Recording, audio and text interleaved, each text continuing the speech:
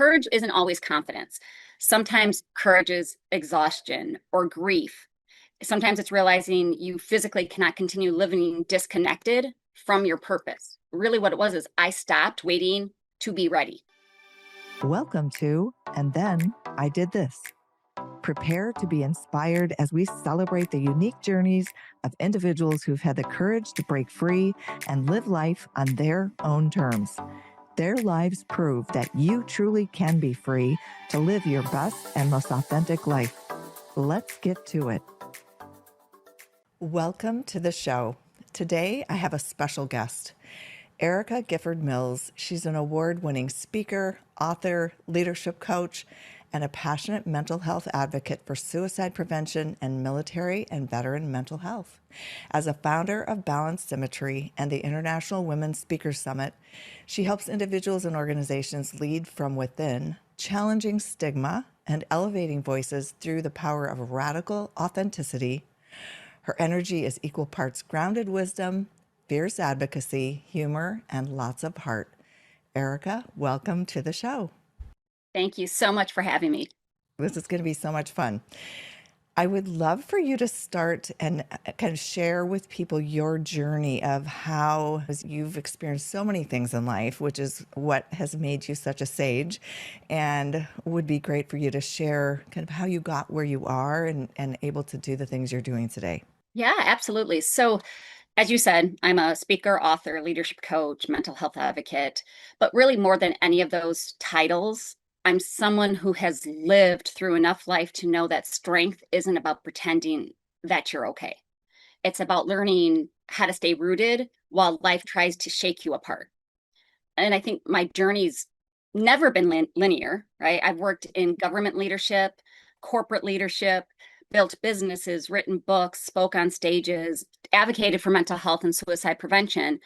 And most recently, stepped into a space I never imagined, even that of a pageantry. And that's because the mission became bigger than my comfort zone. And a huge part of my advocacy comes from my personal loss of my son, Connor. So that grief changed me permanently, as the loss of a loved one always will, but especially a loss of a child. But it also clarified my purpose. I realized that we whisper the words mental health and suicide when we should be talking about them as openly as physical health. So now everything I do, whether it's leadership training, coaching, speaking, or International Women's Speakers Summit, centers around helping people be seen, heard, supported, and empowered. No, which is so needed. I mean, we say the words authenticity and they kind of roll off our tongue so easily, but it's like being brave enough and open enough to allow someone to be seen. And like you said, if someone's quiet, I always say people will say with their actions what they won't say with their words, which means we have to be aware and awake and not on autopilot and acknowledge what's going on around us with the people that are close in our lives.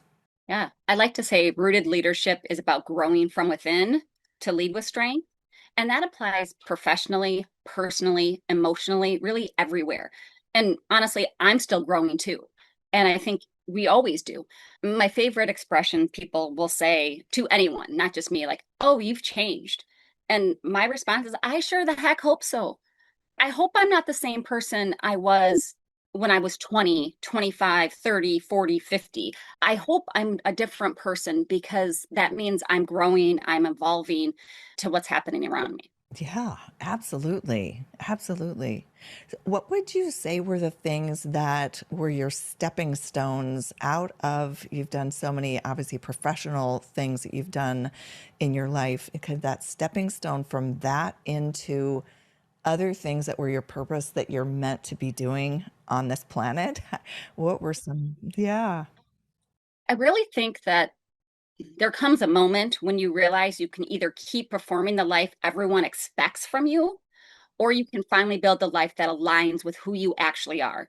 That takes some inner work, right? It takes self-assessment, self-evaluation, because we need to understand what are our beliefs, what are our values.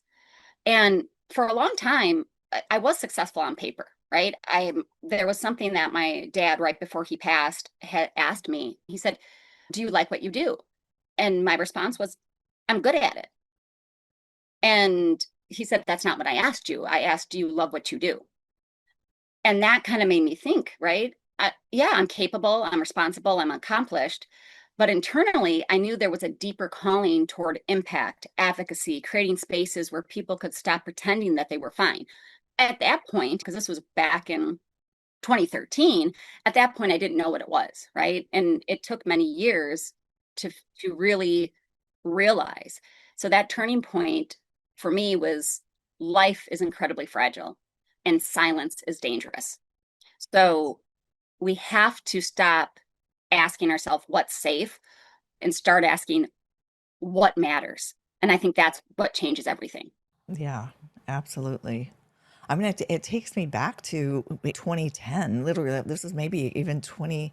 Yeah, I think it was 2010, and I had gone to a coaching program. I was coaching for transformation open house, and got paired with the founder of the program.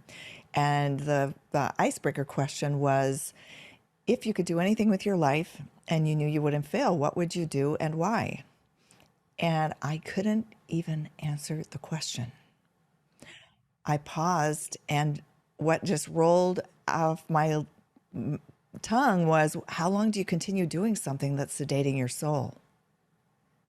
And then I had tears running down my cheeks. And I knew before I left that building, I knew that night, it was a Friday night, I vividly will always remember it, knew that I had to do the program one way or the other. But I was working as a managing director by day and then going through the coaching program for 9 months by one night a week and then every weekend for the next several months. So, yeah, it's those kinds of questions. So, what steps did you take once you had that realization?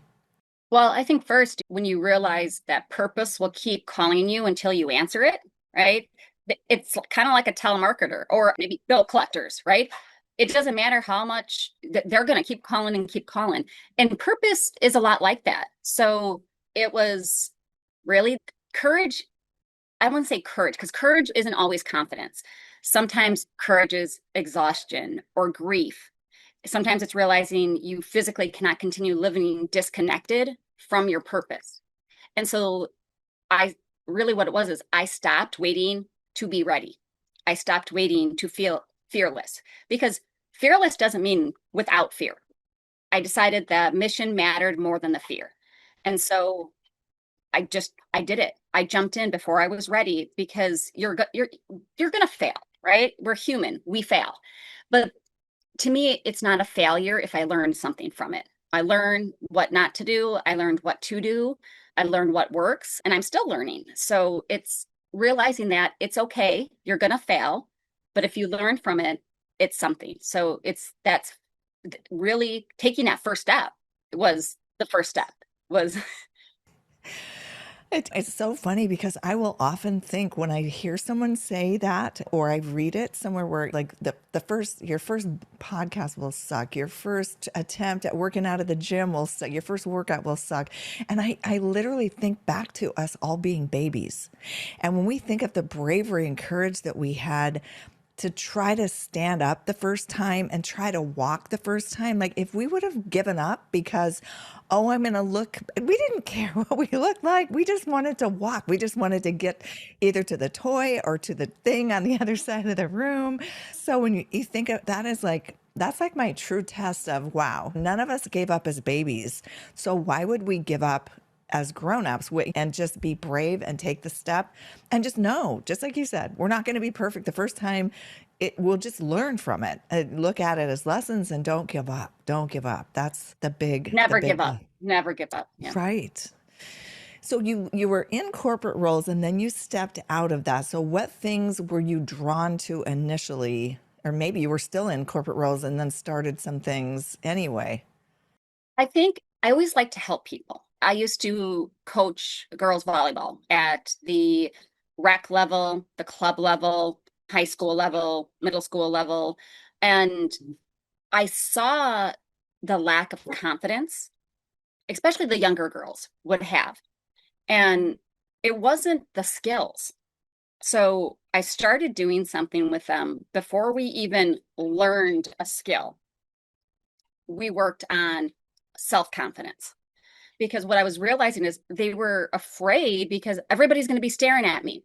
We're on the court and everyone's staring at me. And I'm like, no, they're not. They're staring at the ball. They're following the ball.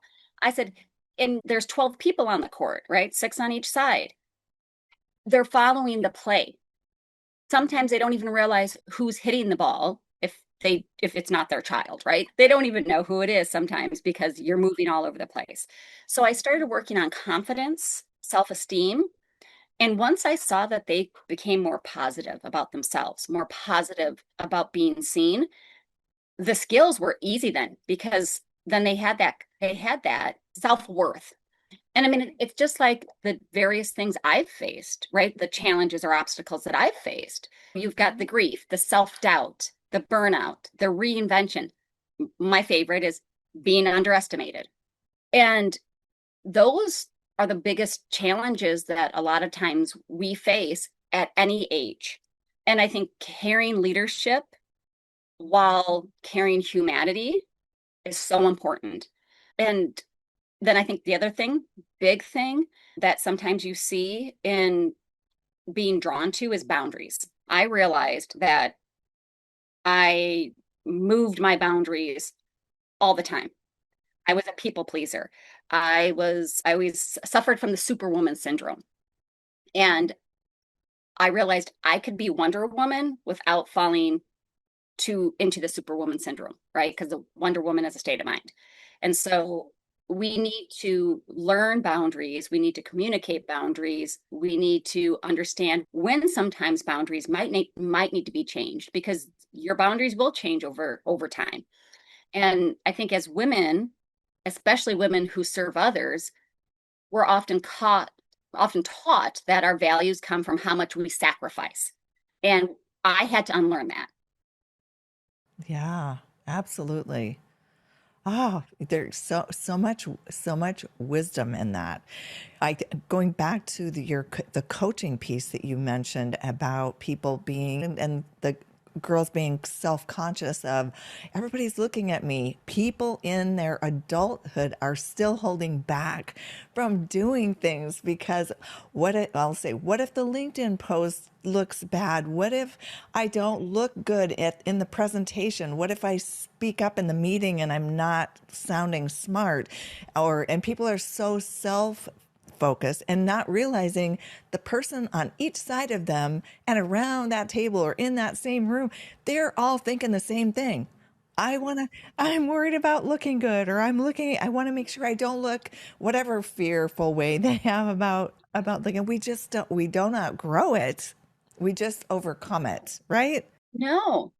Or well, also, it's what have we been taught, right?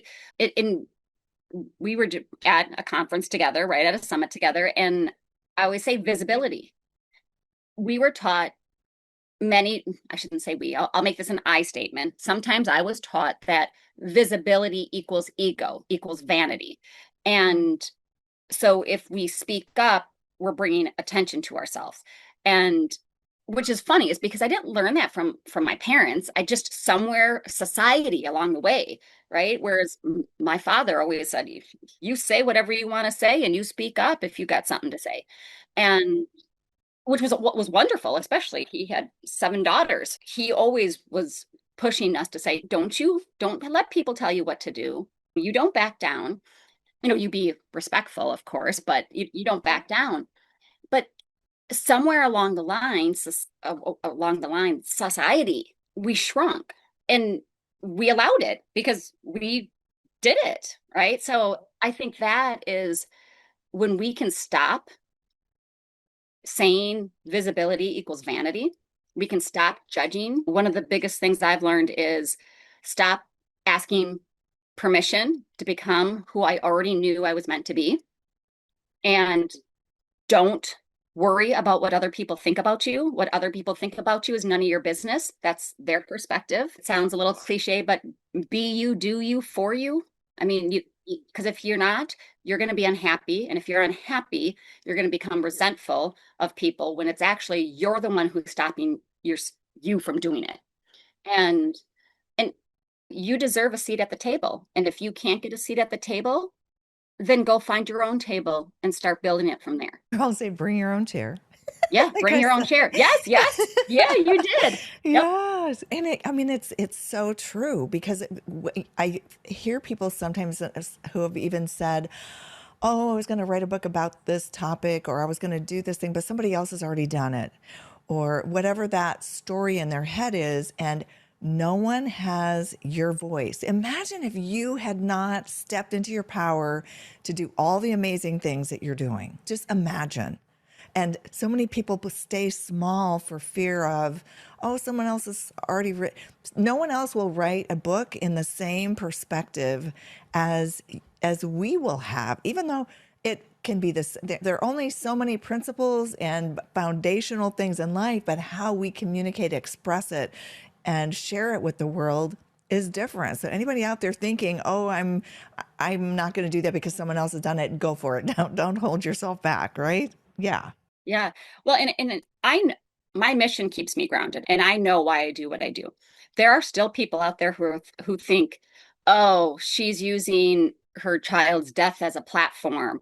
And sometimes I go, well, actually, I am, but it's not my platform. I'm using it because we need to have conversations. And every time I can help somebody else not go through what I went through, that is something, right? Every time someone tells me that they feel seen and heard, empowered, understood, or inspired to finally ask for help, it reminds me that I am doing the right thing. And any of the naysayers or the people who think otherwise, again, not my business. You think what you want to think. Yes, because I think life is happening for us, not to us. And for you, like everyone hasn't, you know, fortunately, unfortunately, that has not experienced what you experienced to be able to even have the perspective to speak out the way that you do. No one is going to have your voice and way of seeing what the gaps are in the world that you're able to shine a light on that were just being ignored or maybe just not being touched on in a way that was as effective as your approach to bringing light to something that, to your point, has been, oh, don't talk about that or that's negative. No, that's life. That's what happens when things happen in life and we have to be equipped and able to deal with it.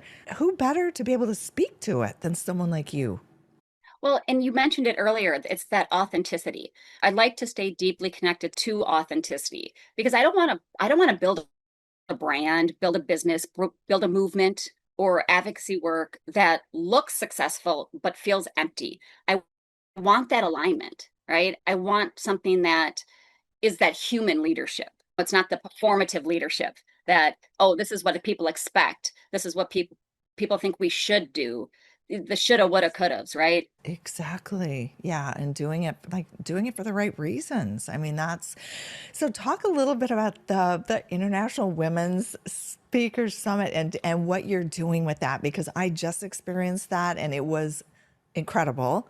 The experience, the women, the just the exposure, the support, the camaraderie. Just talk about how you even got to the place of doing that. And I know it's just was the inaugural one. So It was the inaugural one. And honestly, SS or International Women Speaker Summit, it was birthed in January 2026. So just what, 5.5, 6 months ago. And the first summit was May 16th. And I see a lot of people who are trying to break into like the speaking career or even just to do it to get information out. And I saw a lot of the pay to plays, and I also saw that speakers didn't have what they needed to get paid speaking engagements. And a lot of times people just weren't ready. They needed a chance, right? So I created it where we have a 6 weeks of Woman of Influence Accelerator. And then the day is the summit. So essentially, it was like 9 to 3, where we had new speakers come on up and tell their stories. And there was professional photography, there was professional videography. So at the end, when we are all finished, we can put together a speaker reel for them and sizzle reels. Now they can have pictures, sizzle reels, speaker reel on their website, be able to send it out when they apply for speaking engagements. And then the evening was all about recognition and fun. So I say the accelerator prepared them, the summit elevated them, and then the evening red carpet dinner was honoring and celebrating them. And I, yes, it's a 1 day event, but it's not a 1 day event because they get the training up front. And the whole idea, not just for the speakers, but for those who attended, is that they build a community with true connection, not speed dating, networking, right? Actual connections and collaboration. And the most wonderful thing is this happened 2 weeks ago or so, and we had a virtual happy hour with some of the speakers and the attendees this last Wednesday. And it was so great because they're still connecting, they're still collaborating. And that's what I wanted. I wanted them to have a ripple effect, right? So being able to make the connections and help one another. And so, like, if you're climbing up that ladder and you're getting to the top, you're reaching down and pulling somebody else back up with you so that we can all succeed to get together, right? That collaboration over competition. Yeah. I mean, it's so good and so beautiful. And then, and it's continuing one-on-one also with people because we cross paths with people we wouldn't normally meet, and to spend that kind of condensed time, you get an opportunity to have multiple interactions with so many different women. And then as people are sharing their stories on the stage, I mean, it just gave you insight that you may not have had a chance to hear every conversation, but it was enough that you could see where they had grown from and where they were blooming into. And it was so powerful to see. And that is this creating IWSS is a perfect example of how you talk about living life on your own terms, because it doing this allowed me to stop shrinking. Because when you live according to everyone else's expectations, you spend so much energy managing perception. But when you start living aligned with your purpose, you expand differently and you become more creative, more courageous, more fulfilled, and more free. And people said it's ambitious. You're just starting this. Nobody knows who you are. You're having it in a different state than you live. But seeing women take the stage and own their voices, and then the women in the audience encouraging them, clapping for them, having hugs. You don't even know these people and they're hugging.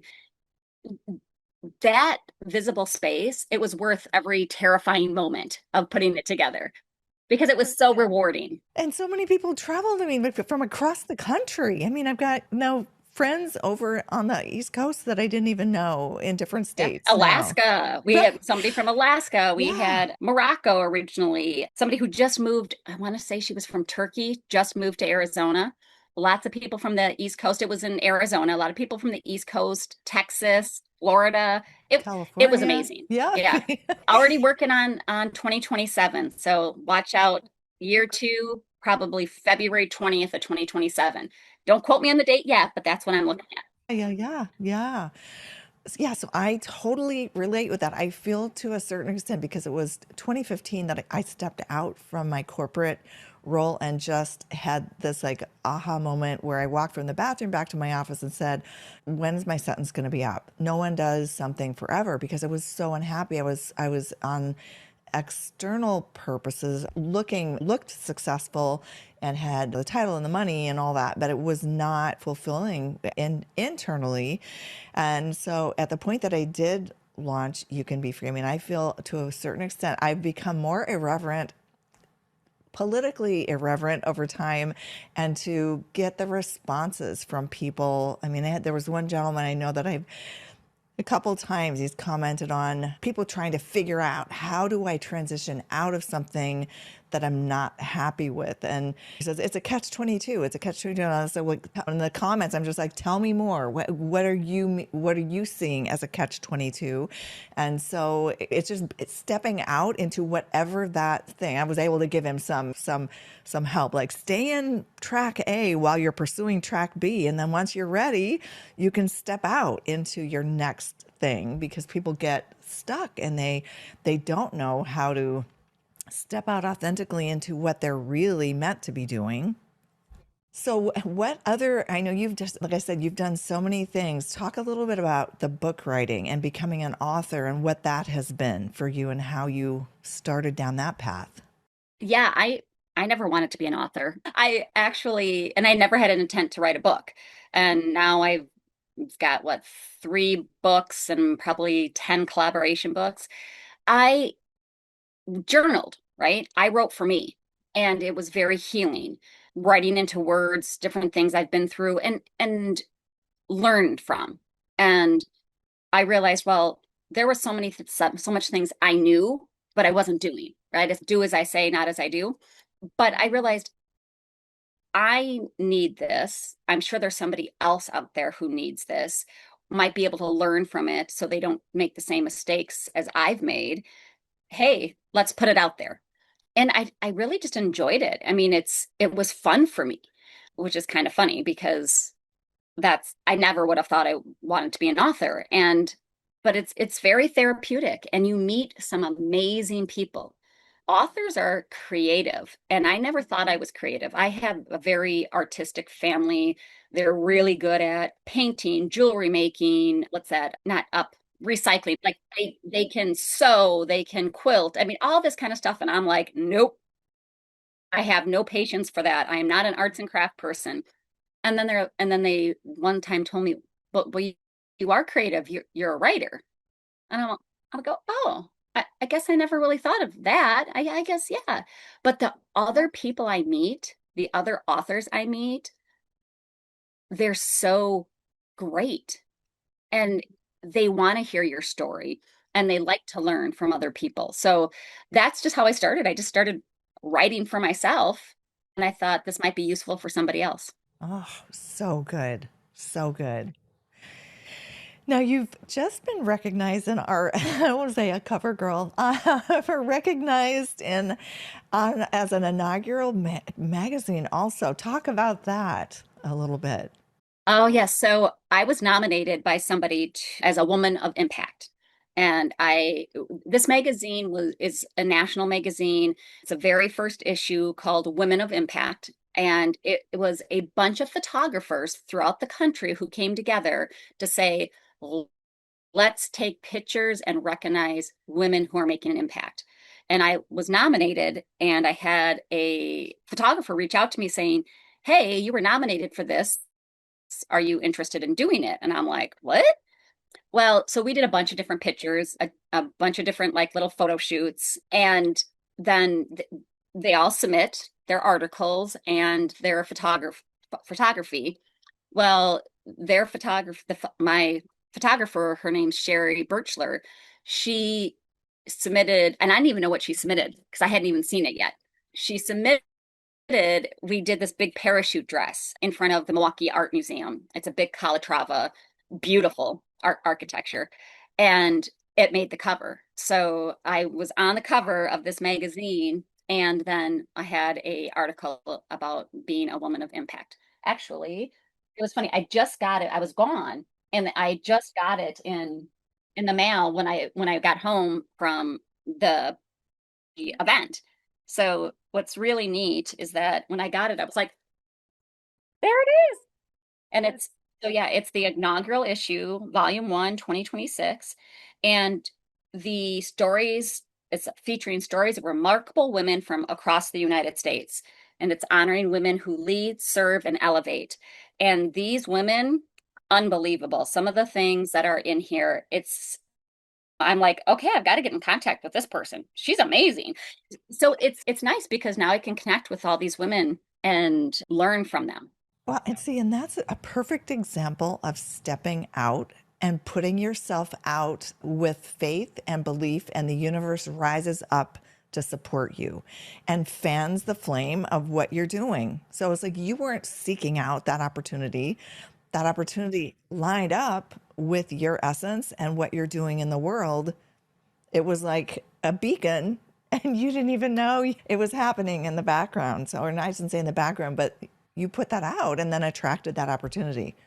That's another one of the key things, I think, encouraging people who are listening to this: be brave, step out. I mean, that's how I shared at the summit how I met the senior communications director for the United Nations volunteering at Adweek.